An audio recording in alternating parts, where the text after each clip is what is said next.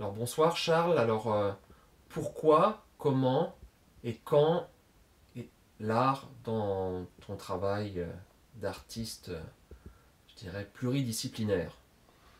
Bon, alors là, mon grand-père, c'était un grand noble russe, Peshkov, là, et il vivait avec. Il avait une concubine qui s'appelait Anna, qui était illettrée, qui venait de Pskov, là, un des deux berceaux avec Novgorod de Russie. Et, et quand elle avait 16 ans, elle devait travailler dans un mess d'officiers vendre des chaussures, et un des plus grands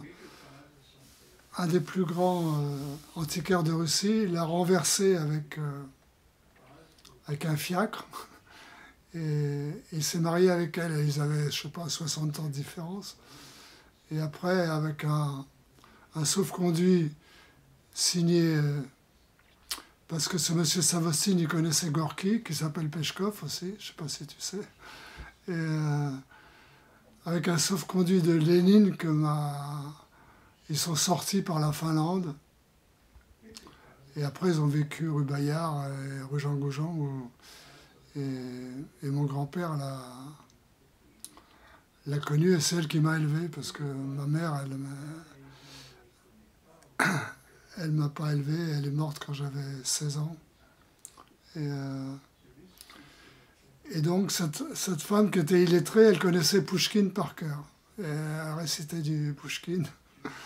Et elle prétendait qu'en étant illettrée, qu'elle connaissait tout le vocabulaire russe. Alors j'ai une bande d'elle, elle a une voix incroyable de Pskov, là, ce berceau russe. Et donc, bon là c'est Pouchkine. Alors après, comme le,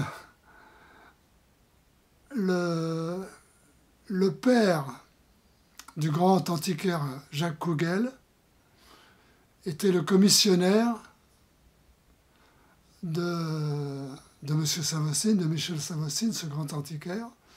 Et quand Savostine est mort en 23, ma grand-mère est devenue le commissionnaire de Jacques Kougel, qui était un des plus grands antiquaires parisiens. Et donc, ma grand-mère était intermédiaire, et chez moi, plein de beaux objets, des objets très très précieux passaient, et moi je les amenais à Drouot, et donc j'ai toujours été baigné avec des très très beaux objets. Et donc c'est pour ça que quand j'ai eu mon bac en 68, le bac de 68, le célèbre bac de 68, j'ai décidé de faire histoire de l'art. Et bon, après je passe, j'avais des professeurs fantastiques comme Lascaux qui vient de mourir, Jean-Claude Lebenstein. Mon plus grand copain, c'était Pierre Kaufmann, le psychiatre qui a inventé l'AFP en 1945, là. Le psychanalyste, le secrétaire de Lacan, tout ça. Et qu'est-ce que j'avais comme prof encore? Ben, mon prof, c'était Marc Lebotte, qui faisait un cours à Nanterre sur Dada. Et après, il est passé à Paris 1, et je me suis inscrit sur Fluxus. J'ai fait une maîtrise d'abord à Nanterre sur la participation du public, où je parlais de Fluxus, de Happening et de Jean Dupuis. Et après, j'ai commencé une thèse en 73 sur Fluxus. Mais ça, tu avais déjà rencontré Jean Dupuis, les gens de Fluxus, Alors, ou Jean pas du Dupuis, tout? je l'ai rencontré, il habitait New York. Il est venu pour l'exposition 72 au Grand Palais, la célèbre exposition qui s'appelait l'exposition Pompidou, elle est plus connue pour... Et Filiou, ils avaient refusé. Ils disaient que c'était trop... parce que l'État n'avait rien fait. Pourquoi on présente 72 artistes alors que l'État n'a jamais rien fait pour les artistes? Alors il y avait beaucoup d'artistes ont refusé. Je crois que Buren, il avait refusé aussi. Et là, donc c'était en avril 72, j'ai rencontré Jean Dupuis. parce que le Grand Palais, c'était au bout de ma rue. Et dans mon immeuble, il y avait... là, je lui ai parlé 64 ans après, avec Frédéric Pagnol, qui était le fils Pagnol, et avec sa mère Jacqueline. Et tous les soirs, j'étais sous le bureau Louis XV de Marcel Pagnol. Et donc, le Grand Palais, c'était au bout de ma rue. Donc, j'ai rencontré Jean Dupuis, donc en 72, par Émile Logier, qui a fait la deuxième mouture d'Actuel et qui a travaillé à New York. Parce que mon meilleur ami, c'était un Vietnamien qui était photographe de mode, qui s'appelait Yassin Kao, qui m'a présenté Émile, et Émile m'a présenté Jean. Et Jean arrivait de New York en 72. Et donc, dès le premier instant, on s'est adoré avec Jean. Et là, c'était en avril, et dès juin, j'étais à New York. Je l'ai rejoint à New York. Il était à Bowery. Et là, il a déménagé au 405 East, 13e rue. Et donc, c'était en juin 72. Et là, il y avait Philippe Glass qui faisait la plomberie, alors qu'un an après, il est devenu mondialement connu, mais là, il faisait la plomberie juste pour manger, quoi. Et donc, je suis resté une semaine avec Philippe Glass, qui m'a raconté toute sa musique minimale et tout ça. Et on allait manger à l'Italien du coin, là, sur la première avenue. On allait manger un sandwich, alors que lui, il faisait la plomberie. Et moi, j'ai aménagé le loft de Jean. Et depuis, après, avec Jean, j'ai tout fait, quoi. Dès qu'il venait à Paris, j'ai fait ma première expo chez Émile Logier, qu'il avait organisée. Et c'était le pendant de l'exposition qu'il avait fait dans son loft, là, que j'avais aménagé. Et Laurie Anderson avait écrit un grand article dans Art Forum, parce que c'était très nouveau, quoi. Les gens, ils pouvaient percer les murs, ce qu'on ne pouvait pas faire dans un white cube, et donc tout le monde a exposé là, Nam June Paik, Klaus Oldenburg, tout le monde a exposé dans... Et moi, j'ai fait partie de la deuxième expo en 74. La première, c'est 73. Et là, j'avais un coussin en plumes, un coussin avec les plumes à l'extérieur, et à côté de moi, il y avait Larry Rivers avec un néon c'était une japonaise. Et là, il y avait Gordon Matta parce que ça faisait 40 ans qu'on n'avait pas... Le bâtiment, il datait de 1930, et c'était un dépôt de frigidaire, et les vitres n'avaient pas été nettoyées depuis 50 ans. Et là, Gordon Matta, il avait juste, le fils de Matta, il avait un jumeau, là, qui s'est suicidé. Enfin, je ne vais pas te raconter les histoires. Et il avait juste nettoyé un carreau. Parce qu'il y avait 9 fenêtres. C'était très très long, le loft. Il faisait 49 mètres de long. Et d'un côté, il y avait une église avec un espace de 30 cm. Et c'était fantastique. Il avait juste nettoyé un carreau, on voyait que ça, quoi. Et Jean, il avait fait... Je lui ai acheté des périscopes à Paris, Jean, et là, il a commencé à faire ses premières œuvres avec des périscopes. Et il avait filmé c'était pendant le Watergate, il filmait le coiffeur qui était au rez-de-chaussée. Et on voyait il a fait sa célèbre table. On regarde dans mon périscope que je lui achetais, et ça fait une trace dorée avec la sueur de ton nez et de ton front. C'était une table à dessin avec un papier blanc et un orifice de périscope et on faisait une trace qui faisait comme un cercle doré. Bon, alors après, avec Jean, il avait un espèce de revolving stage avec une manivelle. Et j'ai l'impression que c'est moi qui a tourné la manivelle en 73. C'était sa première performance où il se coupait la moustache. C'était la première performance là. Et je crois qu'il y avait Philippe Glass qui était en première partie.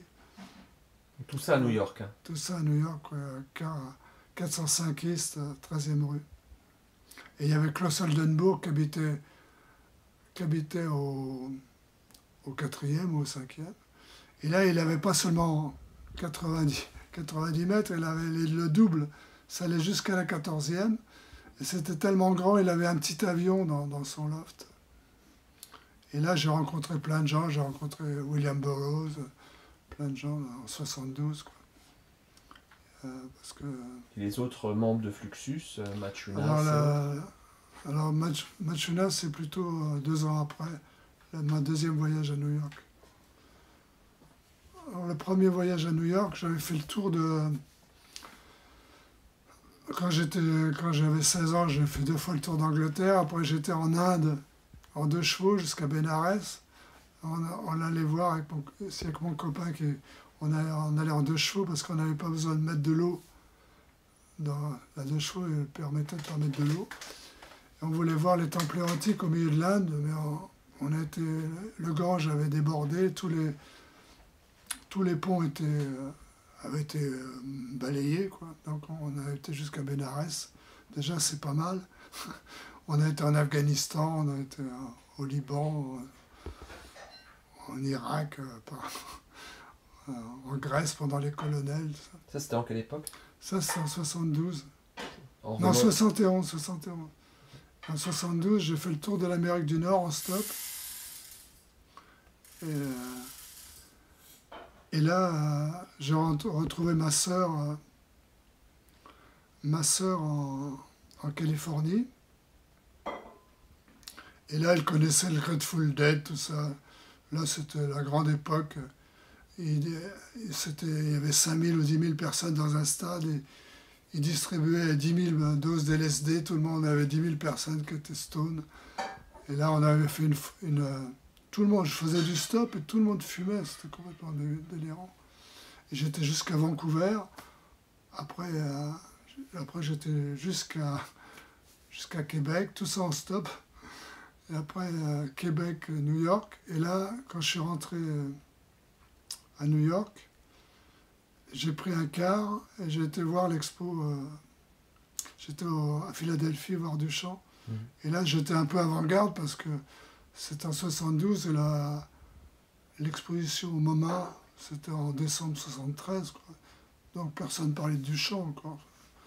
Sauf que je me suis aperçu dans le grand bouquiniste à Strand, là, que dans tous les catalogues du MoMA, Duchamp était remercié parce qu'il participait à n'importe quelle expo, c'est toujours lui qui aidait le MoMA. Alors, où j'en suis, qu'est-ce que je parle de quoi maintenant? Bon, ça, c'est Jean Dupuis. Et Jean Dupuis, tu as une grande correspondance avec lui, parce que tu as sorti un livre. Je sors un livre sur sa correspondance. Et par exemple, j'ai rencontré, quand je suis revenu en 74 de New York, la mère de Jean qui avait plusieurs appartements à Paris et qui faisait, tu sais, les mâts là, avec les affiches pour les galeries, c'est elle qui était responsable de ça. Et elle gérait ses appartements. Et le frère de Dupuis, le jeune frère, Francis, il était commissaire-priseur en Fleurs. Et il était une des 3 ou 4 personnes qui nourrissaient Joël Hubaut. Il donnait la moitié de sa production avant qu'il soit aux Beaux-Arts de Caen. Et donc, il donnait à 3 ou 4 personnes qui se partageaient la moitié de l'œuvre de Hubaut. Donc, Francis Dupuis, il a de 60 à 70, 15, il a des centaines d'œuvres d'Hubaut. Et donc, la mère de Jean, je revenais de New York en 74, elle a voulu que je lui raconte ce que Jean. Et là, il y avait Joël, donc j'ai rencontré Joël. À Paris ou à Honfleur? Ouais, non, avenue Michel-Ange, dans le 16e, là où habitait la mère de Jean. Je l'ai rencontré chez la mère de Jean. Et lui, il avait une exposition à la Galerie Noire. Et là, j'avais amené, je ne sais pas comment je le connaissais, j'avais amené Pierre Tillemont à voir l'expo de Joël. Tu vois. Donc ça remonte. Je ne sais pas comment, je ne me rappelle plus comment je... Parce que tu as vu Tillemont l'autre jour. Là. Mais Donc je connaissais Tillemont en 74, déjà, en 73. et les autres Fluxus, Alors en 74, c'est là où je les ai tous rencontrés. y compris Ben Vautier. Et là, j'ai fait non, Ben Vautier, je l'ai rencontré en 72. Ok. Il était à l'expo avec Jean, là. Et là, parce qu'il y avait les Malassis, il y avait une charge de CRS, donc ils ont décroché les Malassis. Et Ben criait, oui, oui, décrochez tous, comme ça me fera plus d'espace. Et après, il y avait la première, en janvier 74, il y avait la première FIAC, à l'ancienne gare de la Bastille, qui est devenue le Père Bastille, là. C'était la première FIAC. Et là, j'ai rencontré Ben et Giancarlo Politi et tout ça, qui m'a fait écrire en 78 dans le numéro spécial de Flash Art, là. Quand Matsunas venait juste de mourir. Et donc en 74, en 72 j'étais à New York, en 74 je suis retourné, et là j'ai rencontré tous les Fluxus. Et là j'ai fait le premier interview de Matsunas, donc c'est un peu historique, maintenant il est devenu un mythe, quoi. Et donc c'est moi qui ai fait le premier interview de Matsunas, qui est dans mon livre là, aux Presses du Réel, et qui a été qui est en audio dans Initial, là. Le premier numéro d'Initial, ça a été fait par l'école des Beaux-Arts de Lyon. Et là, il y a la bande, mon interview de Matsunas. Et ton travail personnel donc a été influencé par ces rencontres et... Moi, j'étais historien d'art à l'époque. En 73, je me suis inscrit en doctorat. Et dès décembre, il y a Harald Ziman qui m'a donné toutes les adresses des Fluxus pour que j'aille les voir, parce que je connaissais rien. Si je suivais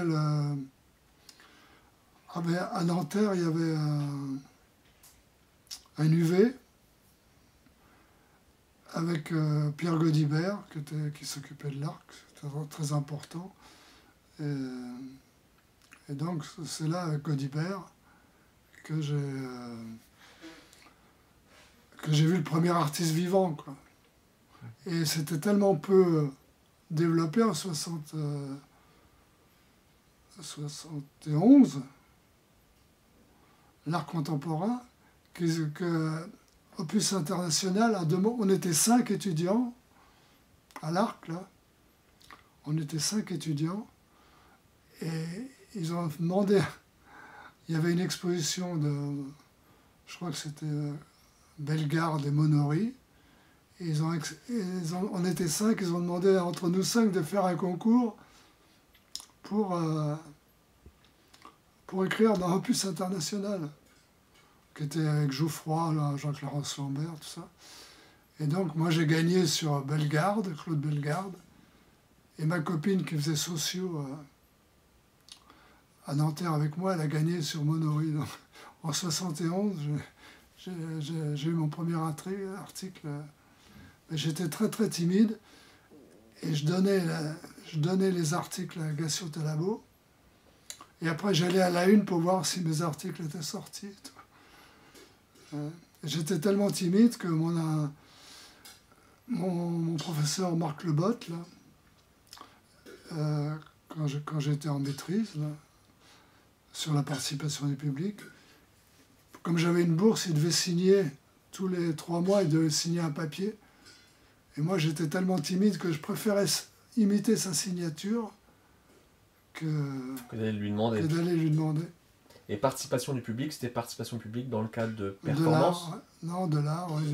J'avais le Graphe, par exemple, j'avais Fluxus, Happening, Ok. et j'avais Jean. Ça s'appelait l'éphémère personnalisé. Toutes les formes de participation. Et après, en première année de doctorat, il fallait 2 signatures. Alors là, j'étais boulevard de l'Hôpital, et c'est Lascaux qui était qui était mon garant. Là. Il m'a ouvert la porte en pyjama pour signer le papier pour continuer à avoir la bourse. Et en fait, j'ai jamais fait cette thèse. Et j'ai sorti 36 ans après, avec Ucciani, parce que Ucciani, il était habilité il était prof de philo à Besançon. Il était habilité à diriger les recherches. Et il voulait une thèse cool. Alors il avait trouvé mon catalogue Fluxus que j'avais fait à l'Arc là, en 74-75, opus. Et donc c'était cool parce que je ne lui ai jamais montré rien de ma thèse, il n'a jamais vu ma thèse. Et à la soutenance, parce que après j'ai rencontré Antigone, elle m'a dit elle est devenue prof de fac et tout, parce elle a fait l'ingénierie culturelle à Nanterre, après elle a fait la sociologie à l'école du Louvre, et après elle est devenue professeure titulaire à Perpignan, et après elle a été et donc elle m'a dit ouais, donc j'ai recommencé Uccelli m'a demandé de faire une thèse, alors j'ai fait 36 ans après, j'ai soutenu ma thèse entre 73 et ça fait 2009. 2009, voilà. J'ai passé en 2009 à Besançon avec Uccelli. Et là, on sort un bouquin avec Uccelli et Antigone, ma femme, sur l'avant-garde et la contre-culture. Ben, c'est un bouquin qui est aux presses du Rel, ça va être pas mal parce que c'est 3 textes complètement différents.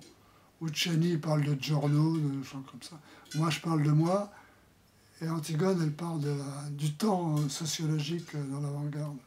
Et si on revient effectivement donc à ta rencontre avec Joël, est-ce que, comme Joël, tu as rencontré, je sais pas, les lettristes à Paris? Il avait rencontré Non, les lettristes... non, et le maître, il m'a téléphoné une fois, il m'a dit... ouais, Ben, il devrait être à l'asile et tout. Ouais, mais je m'intéressais à tout.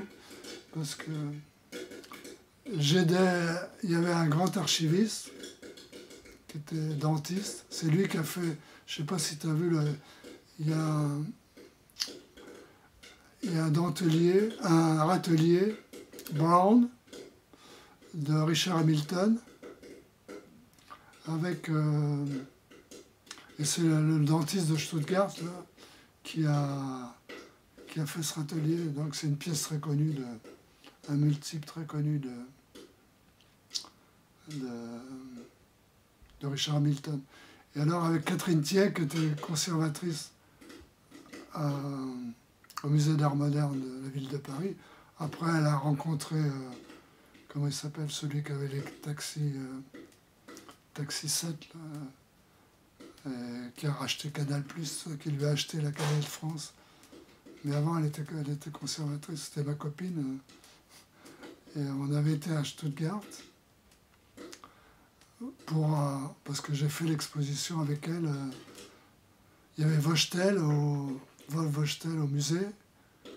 Et nous, on était dans le bar au musée d'art moderne. On a été chercher les documents chez Zoom, là. Et là, on arrive avec Catherine dans la banlieue de Stuttgart. Et là, il y a Richard Hamilton et Dieter Roth qui sont arrivés. Parce que Dieter Roth, il gardait tous ces objets chez Zoom. Et donc Hamilton, il m'a dit « Ah, je suis embêté parce que j'ai vendu déjà toutes mes litos et je ne les ai pas encore commencées. Il faut que je me mette au travail. Et Hamilton, il roulait en Porsche à 300 à l'heure. Il avait déjà tué sa première femme. Et le pauvre Ditterot, il devait subir la vitesse d'Hamilton. Alors, j'en étais là. Ah ouais, alors après... Sur les rencontres un peu que tu as pu faire... Et Zome, je l'aidais. Zome, il avait un carnet avec tout ce qui lui manquait sur les lettrines, sur la poésie concrète, sur Fluxus. Et donc, j'allais... Il y avait une librairie à côté d'Alésia, là, où là, je trouvais des choses. Et donc, il m'envoyait l'argent, je lisais Pour moi, c'était fantastique, je lisais toutes les revues d'avant-garde, tous les trucs, et je lui envoyais après, il me renvoyait de l'argent, et je recherchais. Et j'ai fait la même chose pour Jim Brown, la collectionneuse Fluxus, dont le mari était le collectionneur Dada. Et alors je rentre dans les histoires, qui était dans le Massachusetts, dans une maison comment ça s'appelle, de Quaker, fantastique, super belle, où la Machunas lui a fait tous les meubles et tout. Et le fils de Jim Brown, il est devenu le directeur de l'Institut de New York University, où Machunas, parce que Machunas, il voulait être historien d'art, et son professeur est mort, donc on lui a fait comprendre qu'il pouvait jamais rentrer à l'université. Et tout d'un coup, le fils de Jim Brown, là, je crois qu'il s'appelait Robert, il est devenu le directeur de l'Institut de l'Université de New York, d'histoire de l'art. Et alors Machunas lui dit, tu sais combien il y a de clous de Jésus-Christ dans le monde? Alors, tu dis, non, je ne sais pas. Lui, Machunas, il savait exactement combien de clous il y avait à travers le monde de Jésus-Christ. Ça, c'est une anecdote. Alors, donc, j'ai rencontré tous les Fluxus, là, en 1974. J'étais dans le Vermont. D'abord, j'étais avec une jeune femme qui avait fait une performance chez Jean. Et 1 minute avant, on était dans une espèce de Volkswagen. C'était comme une boîte à savon. Et elle est passée de l'autre côté de l'autoroute. On allait chez Dick Higgins dans le Vermont. Et donc, elle était coincée. Moi, j'avais mis ma ceinture de sécurité 1 minute avant l'accident. Et j'avais un t-shirt de Harvard, parce qu'elle avait fait Harvard et tout. Et donc, les pompiers ont coupé la voiture en deux pour la sortir. Et moi, j'étais plein de sang. Et là, j'ai encore la cicatrice, là, ici. Là. Et donc, j'étais chez Dick Higgins 1 semaine après. Et j'allais là. Et elle m'a laissé son appartement à Washington Square. Son père, c'était un dentiste qui avait des cours, qui faisait des cours à l'université de New York. Et donc, il avait un appartement à Washington Square, les appartements des profs et elle habitait là. Et donc, moi, j'habitais là tout d'un coup. Elle est restée 1 mois à l'hôpital. C'était à 40 km de New York. Et après, elle est sortie de l'hôpital, alors avec une grande limousine. Et on a acheté des lobsters et tout. Enfin, c'était un peu le délire. Alors, donc, je suis arrivé chez Dick Higgins. Et là, il avait, dans le Vermont, je ne sais pas si c'était Barrington, ça s'appelait. Et là, c'est assez loin, là, c'est 700 km, je sais pas. J'avais pris le car après avoir l'accident. Et là, j'avais un grand bandage encore. Et là, Dick Higgins, il avait une chapelle pleine de livres. Et là, on voyait, il était en train de préparer des boîtes pour envoyer à Zome toute sa correspondance, je sais pas, c'était de des tonnes de boîtes, des tonnes de cartons. Et là, dans la maison à côté, là, il avait la deuxième ou troisième mouture de Sam Siegel Press. Et là, il y avait Emmett Williams qui était là. Donc j'ai rencontré Emmett Williams en même temps. Mais là, ils étaient très fâchés avec je ne sais pas si je peux raconter parce que c'est un peu privé, avec Dick. Emmett Williams. Des histoires de... Moi, je raconterai ça... Je te raconterai ça après. En privé. En privé. Et, donc... et là, Dick Higgins, il avait un sauna. Alors moi, j'étais complètement traumatisé par le... Alors il mettait à 60 degrés, là, on suait, là, tout. Et là, il m'a raconté tout le Fluxus. Sam Siegel Press, c'est parce que Alison Knowles... Qui était sa compagne. Ouais, qui était sa femme, avec ses deux jumelles, là. Elle dit... il avait donné un nom, je ne me rappelle plus, pour les éditions. Elle avait dit « Why not something else ?» Et donc, il a choisi Sam Siegel Press. Et lui, il était très, très riche. Son père avait des actions à Coca-Cola. Et là, pour les Sam Siegel Press, il faisait des essais avant de faire les livres. Alors, il a fait architecture avec Vochtel et l'allemand, je ne sais plus. Il a fait la Cédille qui sourit, il a fait tellement de livres. Il a fait un livre de John Giorno. Ça, je sais pas, ouais, sûrement. Ouais. Et moi, à Brent, tu connais la grande librairie, Brent, c'est la grande bouquiniste sur plusieurs étages. Et là, j'étais content parce que j'avais trouvé, pour ma maîtrise, j'avais trouvé le grand happening environnement de Lachey Abrams, d'Alan Capro. Et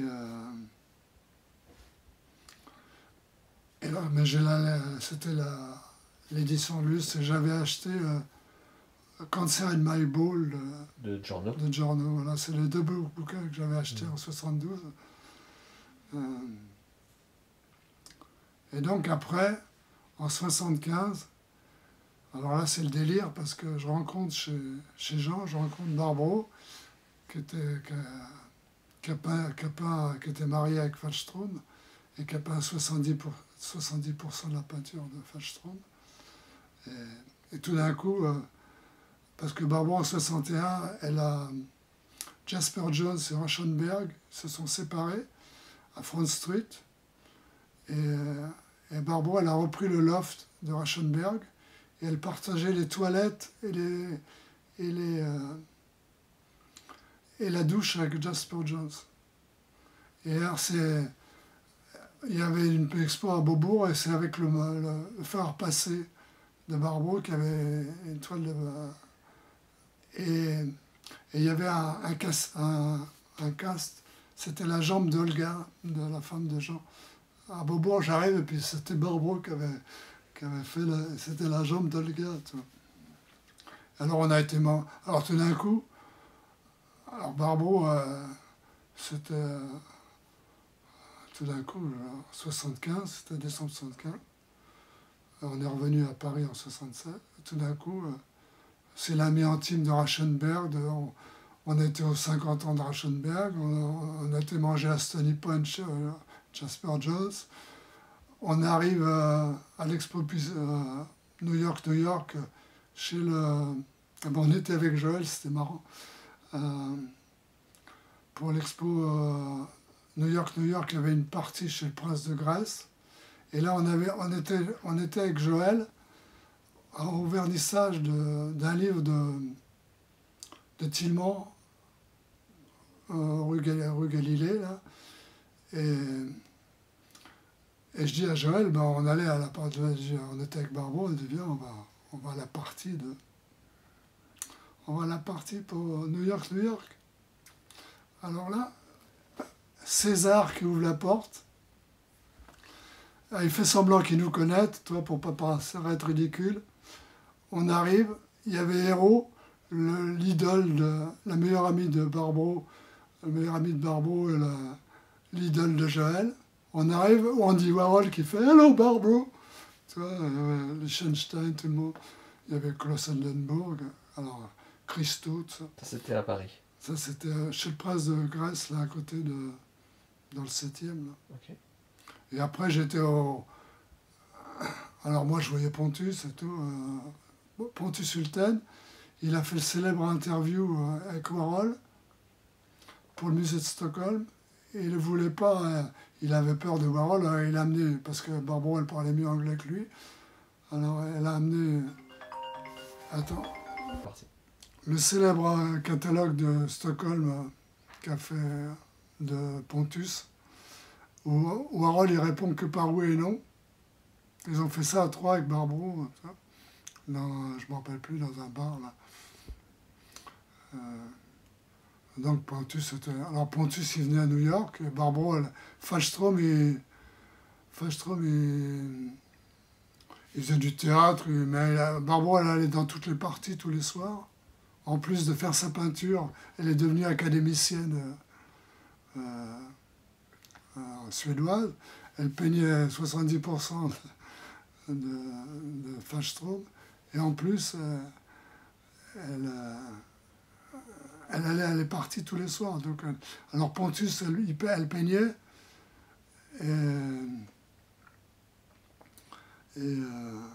Il s'asseyait à côté de Barbro et pendant tout ce qui s'était passé pendant 6 mois, elle lui racontait ce qui s'était passé à New York.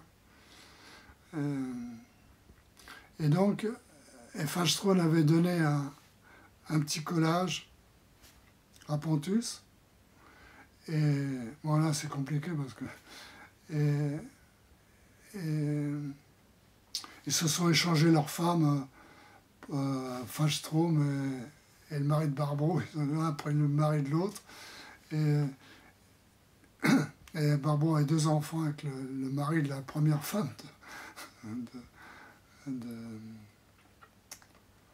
comment il s'appelle, de Fallström. Et là, Fallström, il était tellement mauvais, il savait tellement mal dessiner qu'il n'était pas obligé d'aller au cours, quand il était petit, il n'était pas obligé d'aller au cours de dessin. Il était exempté de cours de dessin. Et alors après, il a tout fait. Il est surréaliste et tout. Alors il a quand même inventé les peintures à magnette, là. Et pourquoi je te racontais ça? Ouais, alors Pontus, il avait un petit collage. Et Fallström m'a dit, si tu le peins en grand, 3 mètres sur 4, je me marie avec toi. Alors bon, elle n'a pas le tableau. Et même Pontus, c'était à l'épiscope. Alors elle détestait l'acrylique, parce qu'elle peintait à l'huile, elle détestait. Elle a fait 70%, mais elle détestait ça, tu vois. Parce que lui, il faisait tout, et puis après, il avait une expo chez Sidney Janis. Il fallait faire des peintures tout d'un coup, alors celle qui faisait tout. Alors elle a fait il y a un célèbre truc, là. Une grenouille. Alors tout d'un coup, elle devait faire une grenouille, elle ne savait pas quoi faire, elle ne savait pas comment la faire. Et alors, qu'est-ce que je dis? Ouais, parce que Fallström, il a quand même fait le premier manifeste de poésie concrète en 1952, là. Il était important pour la poésie concrète. Avant Gomringer et puis les frères en même Campos. temps, à peu près. Okay. C'est 52, je crois. C'est vrai, c'est en même temps. Okay. Et ça, c'est des poètes concrets, poètes suédois. Et il y avait Keodel, tout ça. Ouais. Là, j'en ai quelques-uns à Strasbourg, pas Strasbourg, dans le sud. Là. Et tes rencontres également dans ton travail, il y a le travail aussi sur le langage.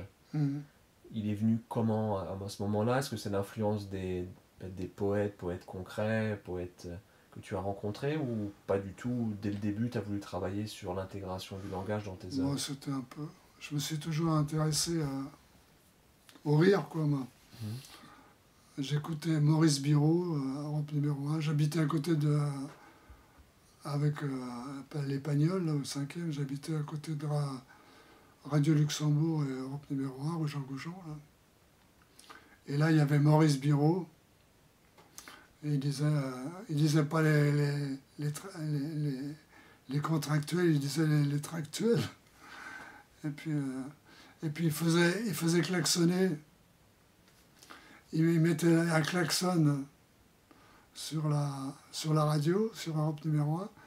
Et tous les gens qui écoutaient Romain, ça klaxonnait alors, dans Paris. Il était marrant, Maurice Biraud.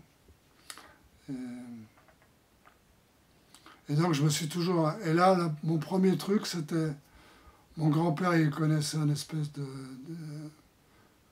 gangster qui habitait à Thouars. Alors c'est marrant, l'aléatoire, et on avait été en Delahaye avec lui, voir sa mère, à Thouars. Et une fois, j'avais 8 ans, je ne sais pas, 7 ans, il m'avait amené à Pigalle. Et là, il y avait que des cinémas porno partout, mais il n'y en a plus maintenant. Et il y avait des grands... Et là, il y avait un jeu de mots, et je m'en suis rappelé pendant 40 ans, et là, je ne m'en souviens plus. Et là, c'est comme ça que j'ai déclencheur sur les jeux. Un peu déclencheur, ouais. Et là, j'avais même fait... mon premier poème, c'est « Pourquoi es-tu si triste? Ton frère est coureur cycliste. » Ça, c'était mon premier. Et là, j'en parle dans Dox avec Philippe non, pas à Philippe, à Antigone, à ma femme, dans l'interview. Là, je me répète un peu, là. Parce que j'ai fait plusieurs interviews. Il y en avait un autre à Macula, là, sur la performance. Là. Et donc, après, sur tes rencontres, donc, tu parlais de Joël Hubaut, mais après, est-ce que tu as rencontré d'autres poètes Alors après, ma sœur, parce que j'ai une sœur très riche, que j'ai vue il y a 8 jours, là, qui était en Californie. Non, son mari c'était le numéro 2 de Total, et il était à la retraite, il a été rappelé pour faire la jonction, il était le dernier PDG de Elf. Alors ça, c'est ma sœur riche, et j'ai ma sœur qui m'a ramené un Dox de Marseille, le numéro 5 de Dox. Donc c'était en 78, quelque chose comme ça. Et alors là, je sais pas, comme ça, j'ai rencontré Julien, et je me rappelle encore Julien, rue Ferdinand Duval, il est arrivé, et dans 2 ou 3 Dox après, j'ai commencé à participer Dox. Et là, Julien, il faisait toutes les réunions qu'on faisait. Et là, alors, il y avait Métaille, elle faisait on était toujours dans Dox. Après, il y avait Dongui qui a fait son livre au bain-douche, on était dans Dox. J'étais toujours invité, là. Et puis après, il y a une chose qui était importante, c'était Tibor Pape, il avait inventé un truc, c'était tous les mois, on se réunissait chez un autre poète, tous les poètes. Alors là, on a été même à Pont-au-Combo, à la Frontier, tout ça. Et là, c'était bien. Sauf que j'aimais pas parce qu'il y avait une vente aux enchères. Et Tibor Pape, il trichait pour toujours ramasser le truc le plus cher, parce que tout le monde mettait ses revues, ses trucs sur la table.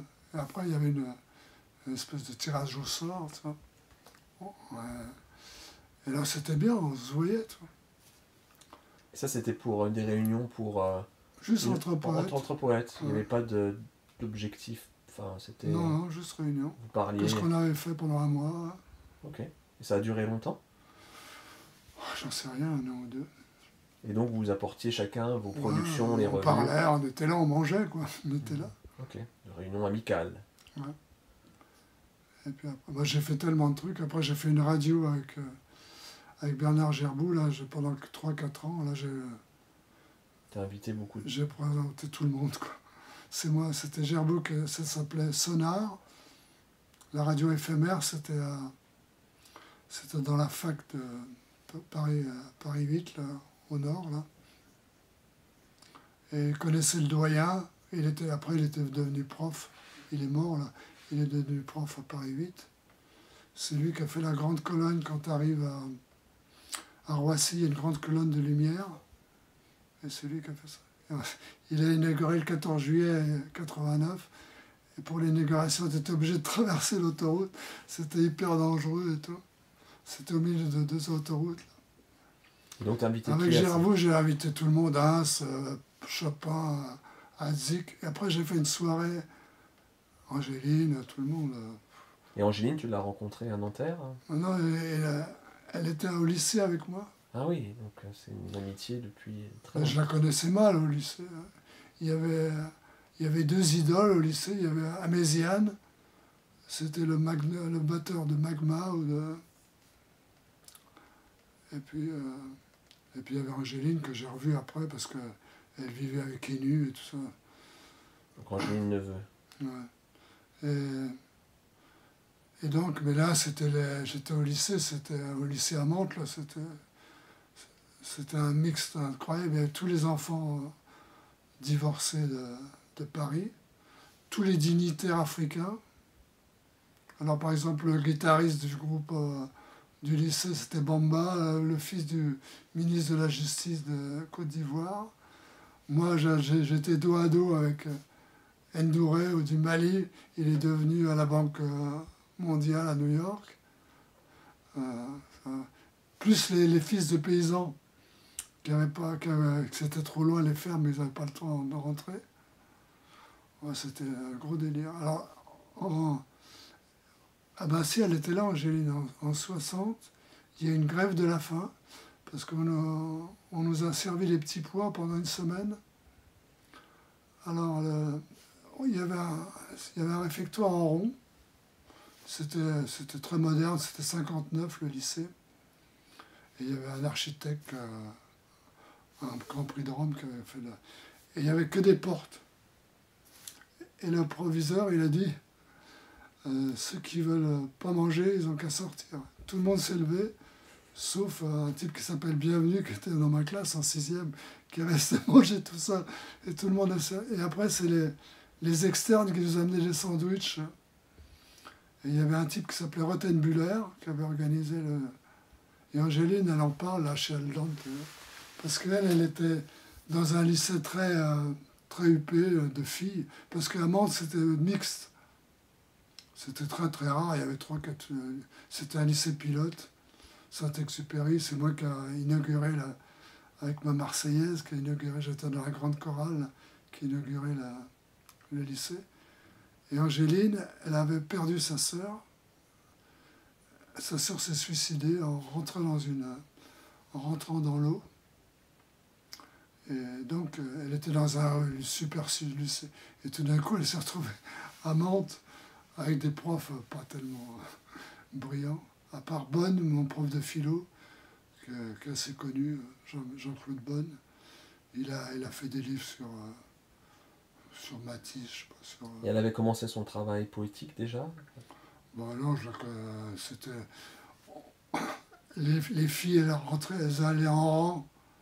Elles allaient en rang au réfectoire, elles venaient de l'internat filles. Et nous, on attendait qu'elles passent, on était dans le couloir, on regardait les filles. Et puis il y avait Angéline qui était plus évoluée que les autres.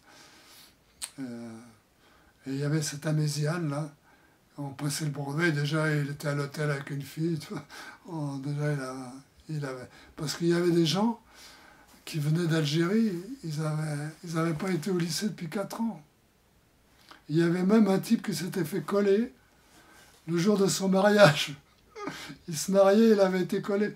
Et les élèves, les élèves, ils couchaient avec les pionnes, tout ça. Tu vois, il y avait un décalage. Un décalage. Alors, il y avait un foyer. On écoutait des disques et tout ça. Donc si on revient effectivement à l'émission de radio que tu as invité effectivement. Ouais. Et là on a même j'ai fait une émission de 12 heures où il y avait tout le monde, il y avait Julien, de 8h du soir à 8h du matin. Et là tout le monde voulait passer à 9h. Alors c'était un peu chaud. Et ça c'était en quelle année donc? Ça a commencé de 80.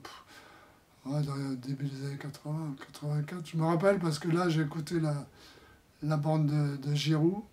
Et Giroud, tu faisais déjà partie de Canal déjà ou pas à l'époque? Bah ouais, j'ai commencé en 84, je crois, au Canada. Et Giroud, là, j'ai la bande de Giroud, là, que j'ai retrouvée. Ouais, que tu m'as envoyé. Et c'était le jour de ses 45 ans.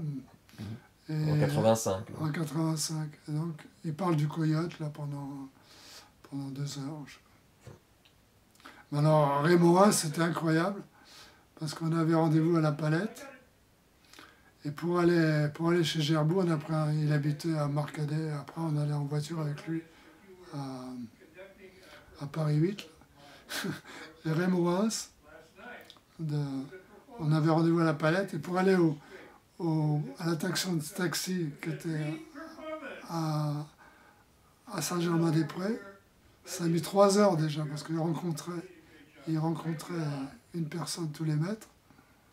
Et après, on est resté, je ne sais pas combien d'heures, jusqu'à 3 heures, 4 heures du matin à la radio. Là. Et j'adore, parce qu'il y avait l'expo à l'Arc sur les nouveaux réalistes. Et là, je suis resté 3 jours et 3 nuits avec lui. Et là, il me racontait, moi je lui racontais ma vie.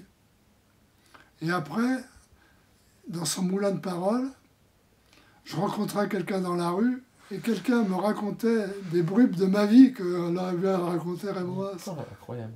Pendant 5 ans, tu vois, ça durait le temps que le moulin il tourne, quoi. Alors il habitait chez la Nièvre d'Yves Klein, là, à Porte-Maillot, là. Il promenait les chiens le soir, là. Et moi, je restais pratiquement toute la nuit. Après, je prenais un taxi, je rentrais chez moi vers 3 heures du matin. Et là, c'est mon meilleur article que j'ai fait dans le Canal, là. Sur Raymond. Non, c'était l'expo des nouveaux réalistes au musée d'art moderne de la ville de Paris. Là. Et là, je l'aime beaucoup cet article. Et ben, il est dans Docs, d'ailleurs, dans le dernier Docs. J'ai demandé à Castelin, il était d'accord tout de suite. Parce que je l'aime beaucoup cet article. Sans ça, j'ai écrit 400 articles, je ne sais pas combien. Hein. 400, j'en sais pas, mais beaucoup, quoi. Donc, en plus de ce travail d'historien de l'art, donc... Après, j'ai fait Canal avec Giroud pendant 7 ans, nuit et jour. Quelle expérience. Alors au début, personne ne croyait que j'existais, parce que Giroud, il faisait tous les vernissages, et au bout de 4 ans, il y en avait trop, tu vois. Ça a duré 7 ans. Il y en avait trop, donc j'étais obligé d'y aller. Alors tout d'un coup, il croyait que c'était... J'écrivais tellement, je m'appelais Charles Weitz, je m'appelais Alexis Peshkov, j'écrivais tout ça. Plein de pseudos. Pseudo, ouais. Et j'ai fait et j'ai même été à... Je sais pas comment la ville de Georges Jaurès, là, en près de Toulouse, là, la ville... c'est le Venise. Et là, il y avait... Bon, c'était délirant. On arrivait dans un centre d'art, là, et la femme, elle connaissait le Canal par cœur. Elle n'avait rien d'autre à faire. Toi, toutes les missions... Toi, moi, je le corrigeais, Canal, je connaissais par cœur aussi. Mais elle le connaissait par cœur. Toi, c'est un peu délirant, quoi. Ouais, c'était une revue très, très complète. Alors, je les ai été dans un endroit invraisemblable. La maison de Zadkine, là, il fallait prendre 3 avions. Après, j'étais pour Charlemagne Palestine, c'était drôle. On a pris l'avion avec et c'était juste c'était un salon pour les médecins. Et là, dans le salon, il y avait quelques vidéos. Et il y avait la vidéo de Charlemagne Palestine. C'était une femme qui choisissait des pommes de terre pendant 3 heures. Elle choisissait une pomme de terre. Et là, on a été là. Après, il y avait Ferrari qui était le directeur du FRAC. Là. On a été manger. Après, on a repris l'avion. Et une autre fois, on a été à... Comment s'appelle cette ville là, dans le sud aussi, là. C'était la première vidéo, tu sais, les vidéoconférences, là. C'était au début. C'était où il y a, comment il s'appelle, Toulouse-Lautrec, là. Je ne me rappelle plus le nom de cette ville, là. dans le sud. Là. On prend l'avion, on arrive là-bas. C'était en direct de Berlin, je sais pas quoi. Avec les visioconférences. On n'a pas vu une image, on n'a rien vu du tout. On a repris l'avion, on est retourné. Donc, aventure canal avec Giroud. Ouais. Et donc, après ton travail, toi, personnel, à la fois, effectivement, pluridisciplinaire. Je savais pas que Volman il faisait ça. J'ai fait de l'art scotch. Okay. Parce qu'en Suède, j'allais en Suède avec Barbeau, parce qu'elle exposait dans la plus grande, à chez Aronovitch, dans la plus grande galerie. Lui, il avait un Mondrian, l'expo Mondrian, il était en première dans l'avion à côté de son Mondrian, avec les motards qui venaient le chercher pour l'amener. Et après, ils l'ont mis n'importe où, le Mondrian, alors que notre type il venait avec... C'était un carré noir sur fond blanc. Et là, il est mort, je crois, Marianovitch. Alors, Antigone, pas Antigone, Barbeau, elle exposait là. Et donc, tu disais, effectivement, tu as commencé art scotch comme Wallman. Ouais, je faisais art scotch après. Tu as fait un peu de poésie concrète, ça aussi? Ouais, plein. Dans Docs, plein. Et puis, je sais pas, Julien, il a tout donné, les originaux en Normandie, là. Ah, à Limec. À Limec, ouais. Et puis j'écrivais en même temps. Et ton travail de performance en tant que tel? Ouais. Qui t'a influencé ou qu'est-ce que... Moi, j'étais au premier festival de la performance avec Busatier et Orlan, qui a organisé à... C'était 78, 79, je crois. Et là, j'ai participé. Et Joël, c'est là, c'était vers 3h du matin, il était à côté de moi. Et c'est là, la première fois, il était à 1 mètre de moi. Et c'est là, la première fois, il a mangé les livres. Là. Alors, il y avait Filiou, il y avait tout le monde qui était là. Et Filiou, tu as eu une relation spéciale avec lui? Ouais, parce que là, on avait exposé ensemble avec Tillemont, là, le village où il habitait, Tillemont et Filiou, je ne sais plus où c'était. Il y avait une expo, là, on était ensemble. Et puis après, parce que Barbeau, elle connaissait tout le monde. Elle avait même été la CDC qui sourit avec Falstrom. Ça, c'était avec Georges Brecht et Filiou. Avec Georges Brecht. À Villefranche. Donc, Dietmann, il était suédois, alors elle le connaissait. Après, Joe Jones, qui a piqué la femme de Brecht à Villefranche devant elle, là. Elle connaissait tout le monde. Pour moi, c'était un peu délirant, quoi. Filiou, ouais, je le connaissais. Marianne. Et après, avec Jean, on est parti de Nice avec Mathieu, là, le neveu de Jean. On était invité par Jacques Albert à Nantes, avec Zatrec, là. Et là, on s'est arrêté chez Marianne, là, aux Andelys. Alors, j'ai jamais vu une vue comme ça, là. C'était une espèce de grande pelouse, là où il est mort, aux Andelys, là. Et là, c'est marrant parce que après, j'étais viré de Mantes, j'étais au lycée de Rambouillet. Et là, j'ai connu ma copine Jacqueline. Elle est devenue commissaire-priseur aux Andelys. Et là, sa petite fille, elle vient d'avoir un enfant avec le petit-fils de Filiou, le fils de Marianne qu'elle a eu avec un Anglais, là. Tu vois, tout se recoupe, là, c'est...